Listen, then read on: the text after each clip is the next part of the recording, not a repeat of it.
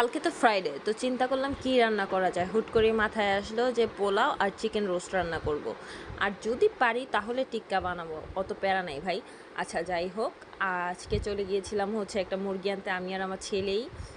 রাত্রের বেলা গিয়েছিলাম বাজারে, আর যাওয়ার পরে হচ্ছে আমি মুরগিটা দামাদামি করে একটা মুরগি নিয়ে নিই, রোস্টের মুরগি। আর নেওয়ার পরে হচ্ছে এখানে গরম মশলার প্যাকেট ছিল, খুব ভালো প্যাকেজগুলো, এখান থেকে একটা প্যাকেজ নেই। আর তারপরে গিয়েছিলাম পোলার চাউল কিনতে। আমি প্যাকেট পোলার চাউল পরিমাণটা বুঝি না, আমি হচ্ছে আপনার খোলা চাউলের পরিমাণটা খুব ভালো করে রান্না করতে পারি, ওইটা ভালো করে বুঝি, আন্দাজ মতো পানি দিতে পারি।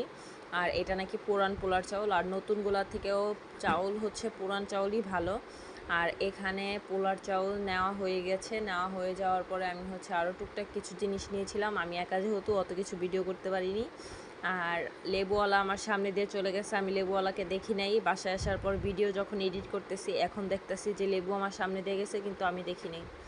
আর এই দোকানে যাওয়ার পরে হচ্ছে আমি এই দোকানে মূলত গিয়েছিলাম একটা নারিকেল আর হচ্ছে রসুন কেনার জন্য, আর তেজপাতা। কিন্তু যাওয়ার পরে আমি একটা জিনিস দেখে খুবই অবাক হয়েছিলাম যে উনি একা একা বসে কোরআন শরীফ পড়তেছে। মাশাআল্লাহ, আল্লাহ ওনাকে হেদায়েত দান করুক, সুস্থ রাখুক। আর এখান থেকে হচ্ছে আমি মশলা নিয়ে এরপরে হচ্ছে ডিরেক্ট বাসায় চলে আসি।